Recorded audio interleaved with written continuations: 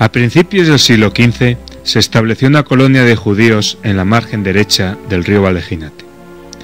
Cuando se decretó su expulsión de España, desaparecieron todos menos Jácome, que aunque era uno de ellos, hizo creer al pueblo que se había convertido al catolicismo.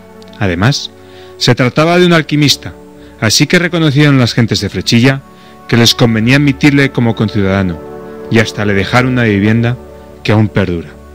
Aclarado esto, nos trasladamos al siglo XXI y aquí comienza la verdadera historia.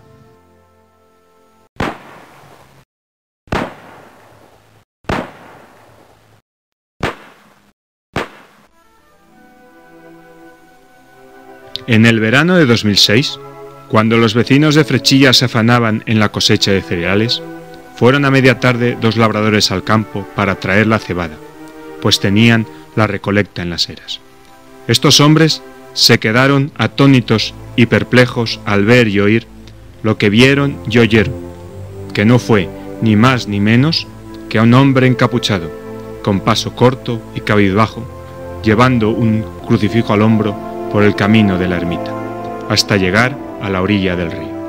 Junto al crucifijo miró al cielo, con mirada firme, y volviéndose ante él, dijo al crucificado: «Si eres hijo de Dios, baja de la cruz y bebe agua». Estos hombres impresionados regresaron al pueblo para contar a los vecinos lo ocurrido, los cuales no daban crédito.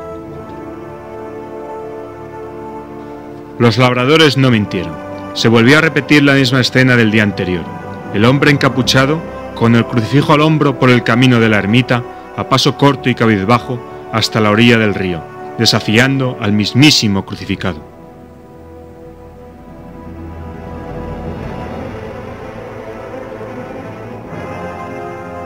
Ante estos terribles hechos, los vecinos se organizaron para poder reconocerlo, puesto que iba encapuchado. Se repartieron en cuadrillas por las calles del pueblo, unos por el arrabal, otros por el barrio Castro de la Baila y otros por Cantarranas.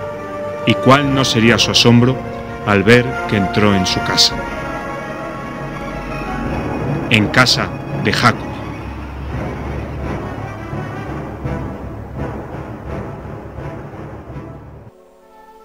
Ahora nadie dudaba de la identidad de Jácome, y todos allí presentes le denunciaron ante el juzgado del pueblo. Este hombre es juzgado en Frechilla ante las máximas autoridades, con la mirada fija de todos los vecinos, niños, jóvenes, adultos y ancianos.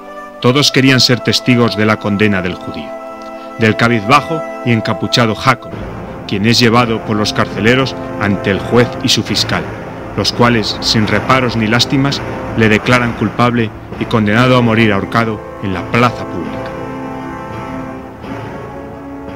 Los carceleros lo trasladan a un calabozo de doble puerta, arrastrándolo hasta la misma entrada, donde resignado cae de rodillas antes de ser encarcelado, y una vez dentro del calabozo nada parece poder hacer.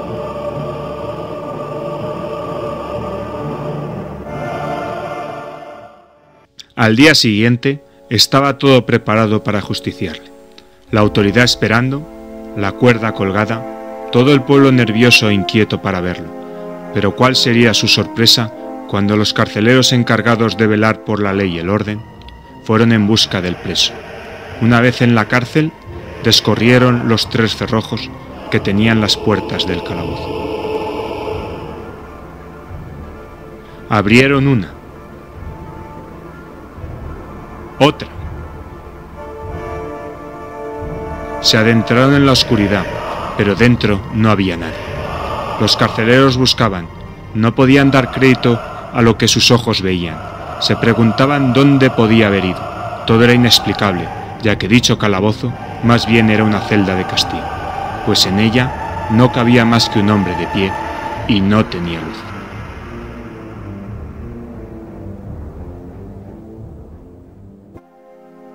Los carceleros volvieron a la plaza donde se encontraba todo el pueblo esperando a Jácome. Con paso decidido se acercaron a la autoridad y explicaron lo ocurrido. El suceso es comentado al pueblo, quienes no entendían nada, estaban asustados, arremetían contra la ley, preguntándose indignados, ¿cómo podían haberlo dejado escapar?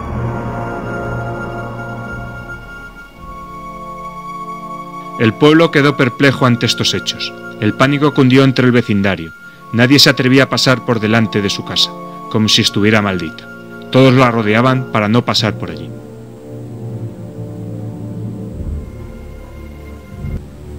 Los carceleros, aún soliviantados por la inexplicable huida, registraron la vivienda por orden de la autoridad. Subieron escaleras. Abrieron puertas.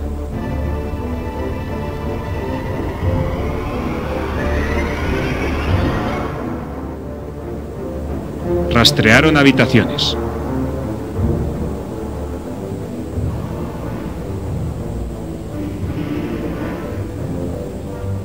Hasta que, enfurecidos por no encontrar nada, al abrir una puerta dieron con un túnel. Poco a poco, los 3 carceleros fueron adentrándose en la oscuridad, con la mirada atenta a todos los rincones, y con la única luz del reflejo de una vela. Una vez dentro, poco pudieron hacer. Llegó un momento en que la luz de la vela se extinguió por falta de aire, por lo que nunca se ha llegado a saber exactamente hasta dónde conducía el túnel. Rápidamente tuvieron que darse media vuelta y abandonar aquel agujero tenebroso. Asustados y sin resuello, lograron llegar a la superficie, donde ya más calmados y con aliento, los 3 no dejaban de preguntarse: ¿dónde estaba aquel hereje?